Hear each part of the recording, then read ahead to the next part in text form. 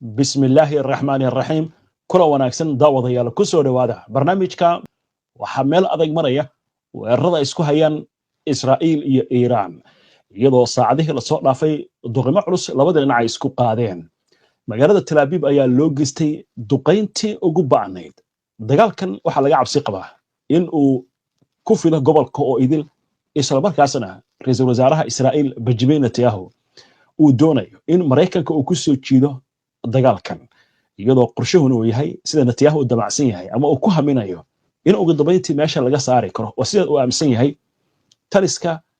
ciidamada ilaalada kacaanka Iiraan kadibna la hirgelin karo aragtida ah in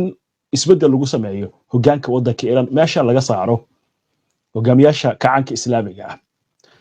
khibradu waxay qabaan tan inay noqon karto mid aad iyo aad u adag dhanka Mareykanka inkastoo Netanyahu arrintaas uu ku haminayo ilaa iyo hadda waxa muuqata sida khibrada ay sheegayso inuu cabsi u qabo danihiisa gobolka oo ay ka mid yihiin saldhigyada militariga gobolka ku yaala Iiraan waxa leeyahay ilaa hadda awoodda isticmaashay ma ahan mid dhameystiran gantaalo fara badan gaar ahaan gantaalada guuxooda ka dheereeya sida gantaalka Fatah iyo diyaaradaha guuxooda ka dheereeya droniska ayaysan weli isticmaalin sida khibradu ay sheegayso barnaamijkan waxaynu ku eegaynaa falanqeeyaal caalami ah carabta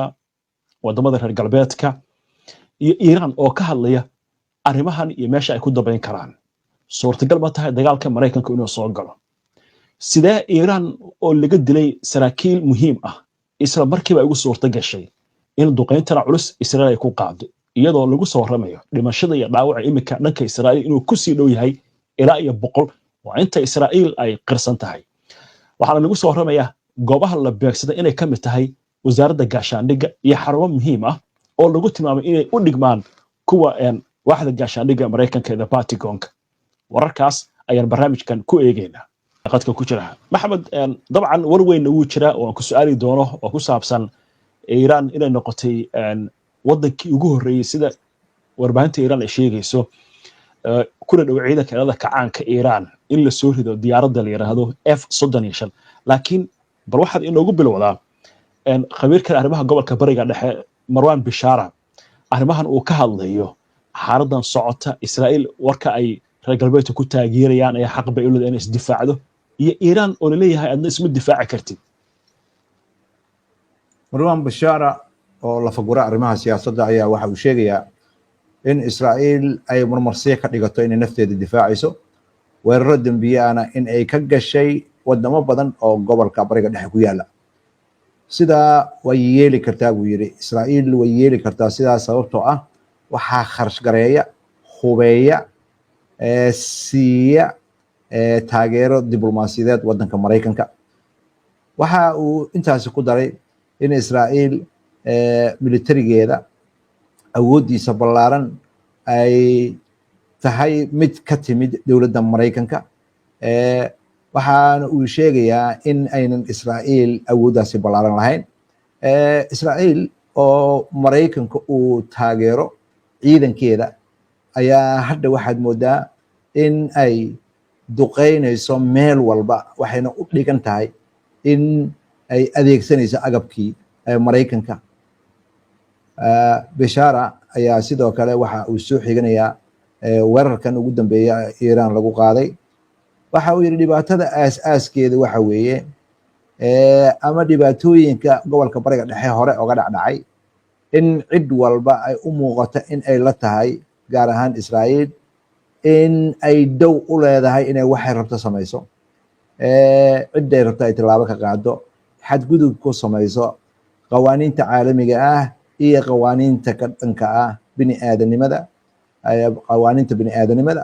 iyo wax allaale wixii ku soo dhaca maskaxdeeda sababtoo ah waxaa muuqata in hadda ay tahay ujeedada ugu dambeeya inay tahay in Israa'iil qadiyadeeda ay ka muhiimsan tahay qadiyadaha kale ama dalalka kale sida Bashar hadalku dhigayo Iiraan xaq uma laha sidoo hadalku dhigayo inay nafteeda difaacdo halka ay Israa'iil xaq u leedahay in ay nafteeda difaacdo sababtaas weeye Israa'iil in ay xaq u yeelatay in ay si orakaca u duqeyso Iiraan oo ay wadamada qaar yiraahdaan xaq ay u leedahay inay nafteeda difaacdo haddii Iiraan ay duqeyso Israa'iil waxa leeyahay maya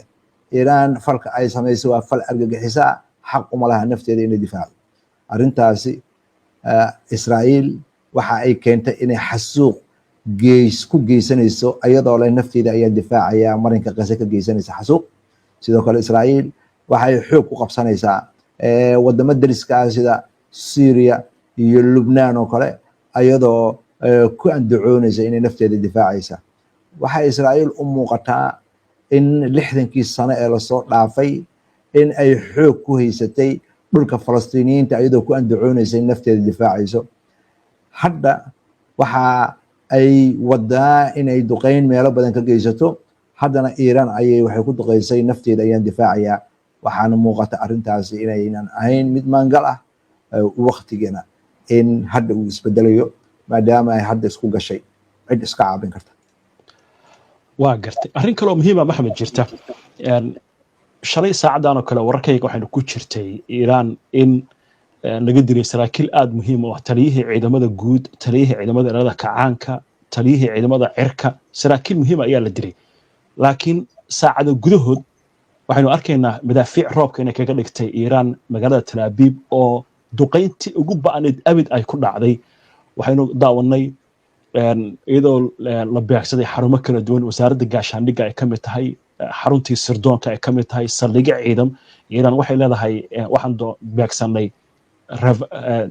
Ramada David oo ah saldhig military ciidamada cirka oo diyaarado ka soo kacayeen waxaan beegsanay bay leedahay Navatim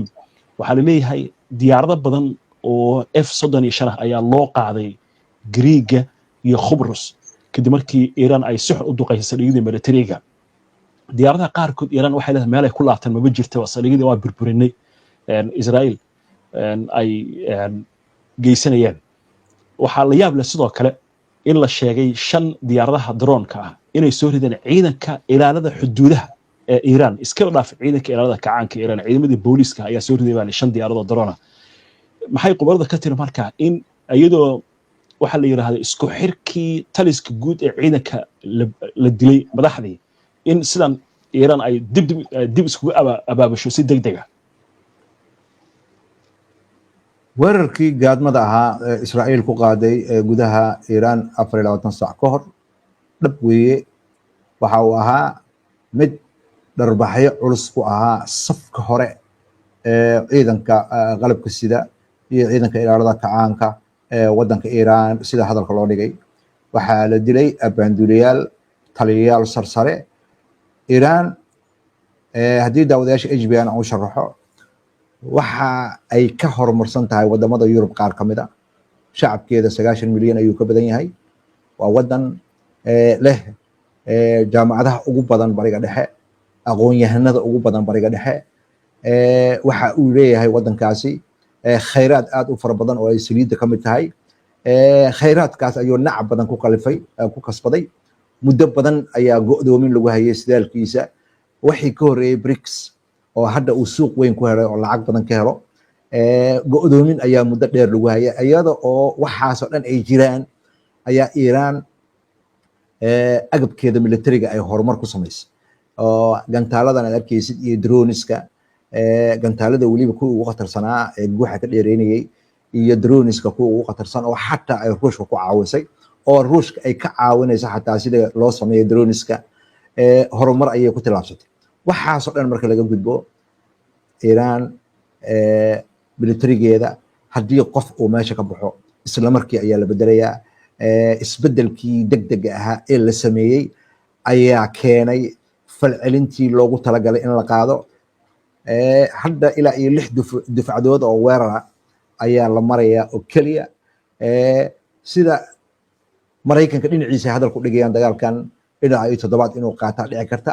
Iiraan siday u dhigayso diyaar uma ah inay xabad joojin sahla ku qaadato sababtoo ah qadadkeedii cascasaay oo dhan ayaa laga gudbay Netanyahu laftirkiisa shalay markii uu haleelay oo ama nasiib ama ku talagal ha noqotay oo madaxdii safka hore ee militariga laayay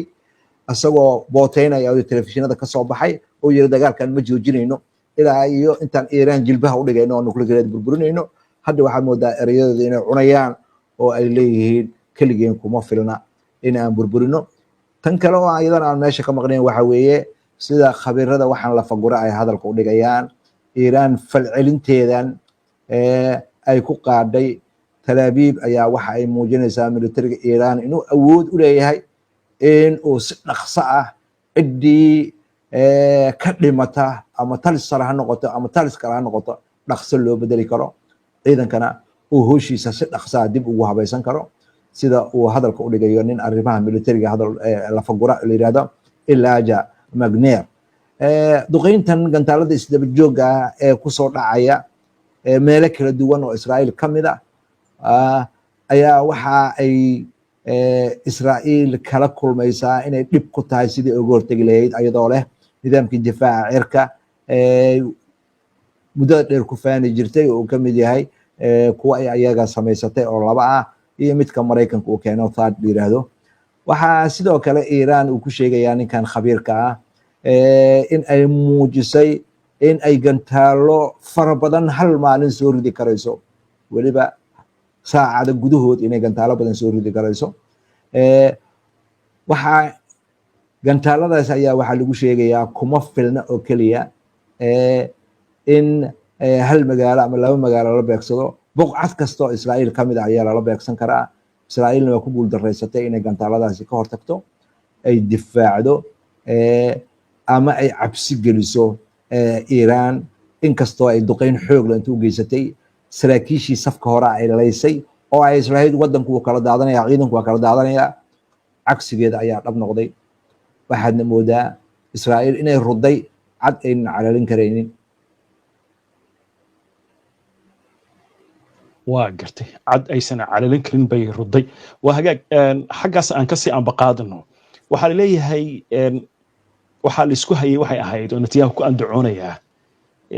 Iiraan inaysan helin hub nuclear oo qatartaas uu ka hortagayo laakiin arrintan warada waxay leeyihiinba waxay ku riixi kartaaba Iiraan inay si degdeg ugu dhawaaqdo inay nuclear samaysatay ama ay ku dhaqaaqdo samaysashadiisa. arrinkaas inoo faahfaahay Maxamed. Jim Walsh oo nin khabiir ah oo arrimaha nuclear ku takhasusay oo Mareykanka jooga ayaa waxa uu sheegayaa in uu filayo in isduqeyntan Israa'iil iyo Iiraan u dhaxaysa in ay dhowr maalmood soconayso. maalmo cayiman ma uu sheegin laakiin dhowr maalmood waxay rabtaa noqon kartaa. waxa ugu muhiimsan ayaa waxay tahay buu leeyahay sida uu sharaxaad ku bixinayo haddii Iiraan mas'uuliyiinteeda ay go'aansadaan inay barnaamij nuclear samaystaan ayagoo ka jawaabaya weerarka xadgudubka ee dalkooda lagu soo qaaday way yeeli karaan muddo 20 sanadooda. waxa ay diidanayeen in ay hub nuclear samaystaan laakiin hadda marmarsiyo fiican ay haystaan haday hub nuclear samaysanayaan. waxay la tahay uu leeyahay marka la fiiriyo qoraalada aqoon-yahanadu ay qoreen ee la xiriira arrimaha nuclearka ee wadanka Iiraan waxaa hubaala in hadda ay jirto siyaasad lagu taageeri karo ama la aaminsan yahay weerarka Israa'iil Iiraan ku qaadhay in ay horseedi karto Iiraan. Israa'iil waxay raadinaysaa cagsigeeda. Israa'iil waxay raadinaysaa inay burburiso nuclearka Iiraan laakiin cagsigeeda ayaa dhici karta. Iiraan waxay go'aan ku qaadan kartaa in ay samaysato hub nuclear cid wax ka qaban kartana ma jirto. Walsh ayaa waxaa sidoo kale sheegayaa arrintaasi waxay noqonaysaa masiibo u soo hoyatay gobolka Bariga Dhexe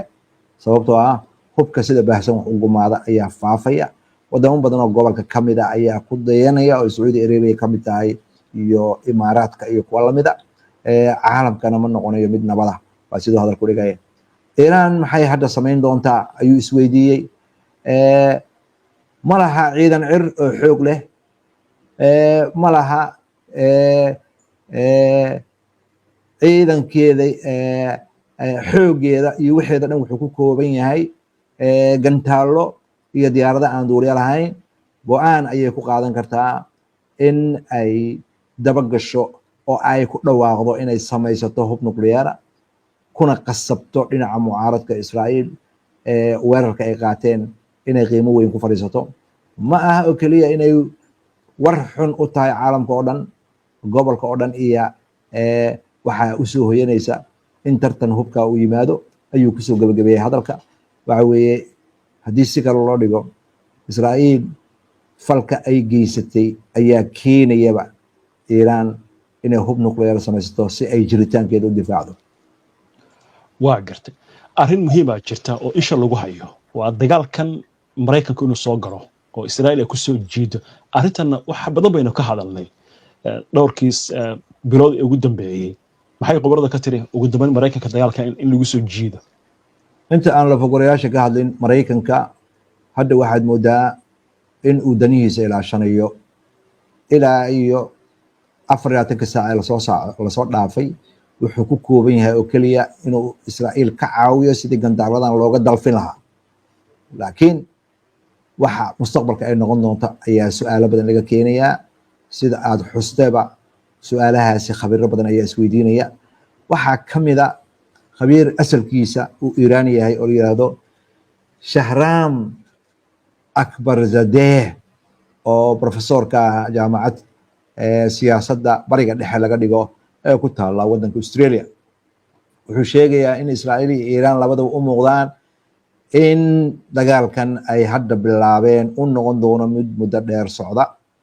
labada dhinac inay aad isu weeraraan ayaa la filayaa. Iiraan waxay hadda ka jawaabaysaa oo keliya weerarkii lagu soo qaaday. Israa'iilna waxaad moodaa inay iyadana jawaab celin sameynayso. laakiin xaqiiqadu waxay tahay Iiraan ma u dulqaadan doonto in Israa'iil ay weerar ku qaado goobaha xasaasiga ah. waxa weeye xadgudub weyn iyo taliyayaasheeda militariga iyo saanjiistayaasheeda iyo xarumaheeda militariga. waxaana muuqata inay Israa'iil arrintaas ku qaldantay. Israa'iil xaaladda hadda waxay noqotay mid aad khatar u ah, gobolka oo dhan khatar ku ah. maxaa yeelay buu leeyahay dad badan oo arrimahan la socda ayaa waxay tilmaamayaan in ay jirto fursad dagaalkani uu ku baahi karo gobolka oo lugta u soo gelin karta dowladda Maraykanka. waa sidoo Akbarzadeh hadalka u dhigayo. Iiraan dagaal ma aynan doonayn inay Maraykanka la gasho,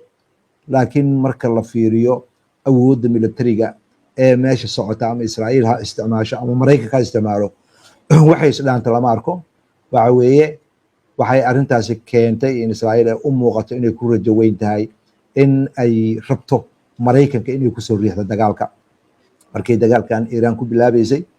Iiraan inay jawaabayso waa la ogaa. waxayna Israa'iil la ahayd in ay isku halaynayso colaadani mar hadday bilowda inay Maraykanka mas-uuliyadda ka saaran tahay inuu hore u ballan qaaday inuu ilaalinayo amniga Israa'iil. arrintaasna waa arrin uu professorkaasi ka hadlay. waa gartay waa hagaag maxamed arrin cajiiba soo korortay oo ah Iiraan inay ku andacoonayso warbaahinteeda ku dhow ciidamada ilaalada kacaanka Iiraan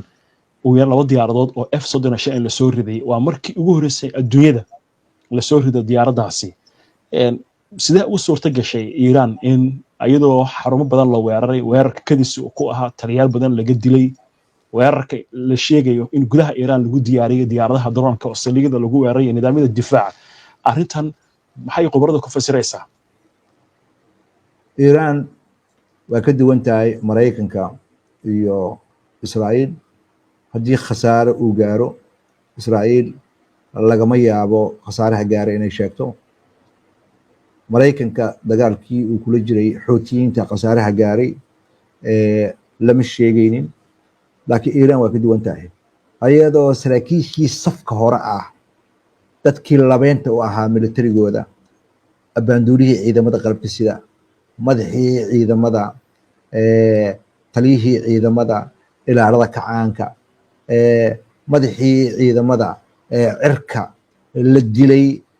ayay caalamka u sheegtay. Iiraan haddii ay diyaaraddaas soo rigtay waqtiga un bay ku xiran tahay. waa soo bandhigi doontaa sawir iyo muuqaal. waqtiga ayay ku xiran tahay. Iiraan ma aha, waa xukuumad sumcadeeda iyo hadalkeedu isleeyahay. waxaa ayadana xusuusinayaa daawadayaasha HBN markii wadahadalada Maraykanka iyo Israa'iil Maraykanka iyo Iiraan ay bilaabanayeen. inta aan wadahadalada bilaaban Maraykanku wuxuu ku hanjabay, madaxweynaha Maraykanka Donald Trump wuxuu ku hanjabay 2 bilood gudahood in ay Iiraan nabad ku qaadato ama dagaal ayaa lagu qaadayaa. 2 bilood waxay dhamaatay maalintii Khamiista. jimcihii weerarkan subaxnimadii weerarka la qaadiyey waxay ahayd maalintii 61aad. ma aha dagaalkani sida ay Iiraan u aragto mid Israa'iil keligeed ku kooban. waxay aaminsan tahay inuu Maraykanku ku leeyahay. diyaaradahan F-35 waa diyaaradaha Maraykanka iyo Israa'iil ay ku faanaan ee dhibaatada weyn loogu geysanayay wadamada gobolka, ama ha noqoto wadanka Suuriya caasimadiisa Dimashq, oo xataa xukuumadii hore joogtay Bashaar al-Asad ayay duqeyn jireen. Yemen waxay duqeynayeen Xudayda iyo Sanca, oo duqeyntii ugu dambeysay waad ogeyd diyaarad rakaaba in lagu burburiyey. koonfurta Lubnaan waad ogtahay dhibka ay ka geysato. diyaaradahani waxa weeye diyaarado ka mid ah diyaaradaha ugu qaalisan, ugu qiimaha badan ee uu Maraykanku leeyahay. Iiraan haddii ay sheegtay in labada diyaaradood soo riday, waa markii ugu horeysay diyaaradahani ay dagaal ku dhacaan. diyaarad sidaas oo kale oo sigatay ayaa jirta markii Xuutiyiinta iyo Maraykanka ay isku haysteen arrimaha difaacidda Israa'iil. hadda laakiin waxaa cad haddii 24 saac gudahood Iiraan ay soo riday laba diyaaradood, in diyaaradahani ay la soo ridi karo. Iiraanna ay haysato agab ay kusoo rido, taas oo macnaheedu noqonaya hadduu dagaalka sii dheeraado oo 24 saac oo walbaba ay mid soo dhacdo ama laba soo dhacdo, waxa weeye dagaalku waxa uu noqonayaa mid hal dhinac u janjeera. sababtoo ah Israa'iil ciidanka cirka ayay ka nooshahay, xoogeedoo dhan waa ciidanka cirka. qalabka ay haysatana waa qalabkii Maraykanka iyo hubkii Maraykanka, ama gantaalada dhulka hoostiisa lagu burburiyo ha noqoto, ama gantaalada labada tan ha noqoto ay ku burburinaysay marinka Gaza. hadda waxaad moodaa in Maraykanka iyo Israa'iil laftirkooda inay arrintaasi ku tahay caqabad. haddii diyaaradaasi dhacdana oo diyaaradahaasi Iiraan gudaheeda ku dhacdana, cadowga ay u yaqaanaan Iiraan iyo saaxiibadooda oo aanan magacyadooda anaga xuseynin ayaa laga yaabaa in ay ta furfurtaan akhristaan. Iiraanna ogow waa taqaanaa waxa loo yaqaano afka Ingiriisiga reverse engineering, oo macnaheedu yahay agab military oo caaqaba leh haddii uu gacantooda galo in ay inta kala furfuraan, naqshadaystaan, asagoo kala samayn karaan. diyaaradihii droniska ee Maraykanka ayay hadda kahor ku samaysay, oo diyaaradahaasi weli hadda safka ma soo gelin.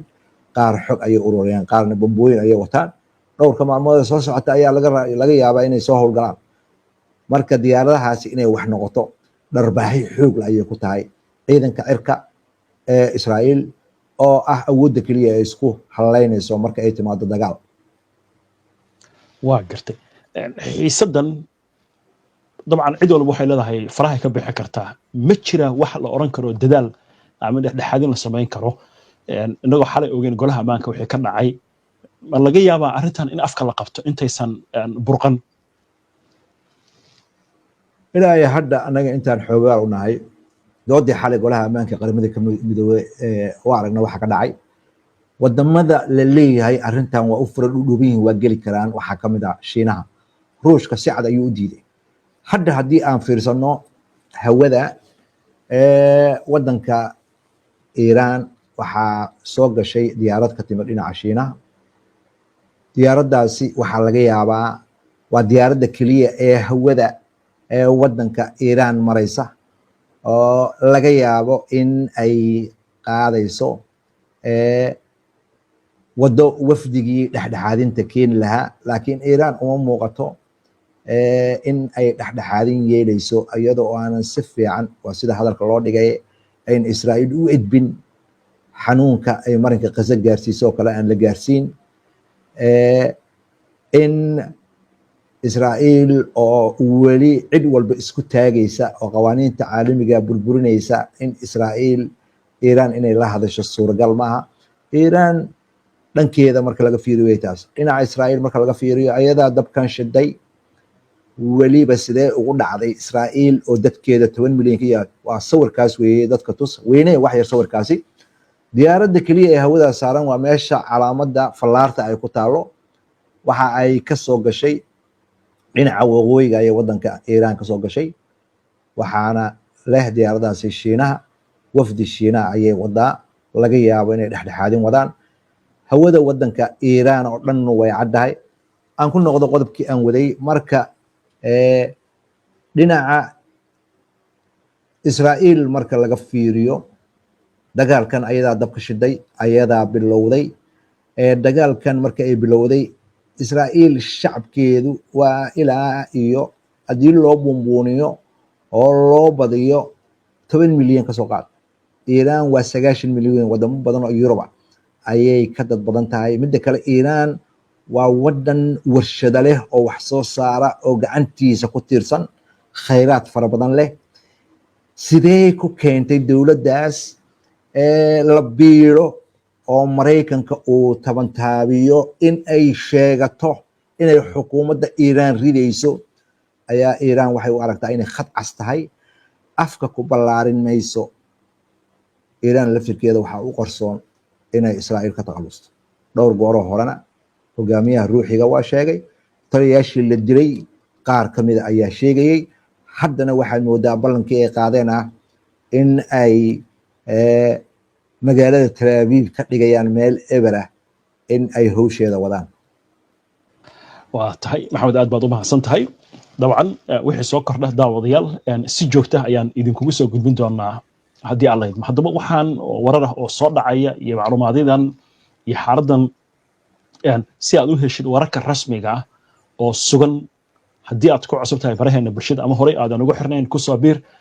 haddii aad hore ugu xirnayna waad ku mahadsan tahay go'aan sax ayaad qaadatay sababtoo HBN waxay idin soo gudbinaysaa wararka iyagoo markaasi dhacaya sugan oo xaqiiqo isla markaasna aan soo laabanayn aad iyo aad markale mahadsan tihiin waan idin mahad celinaynaa nabadgelyo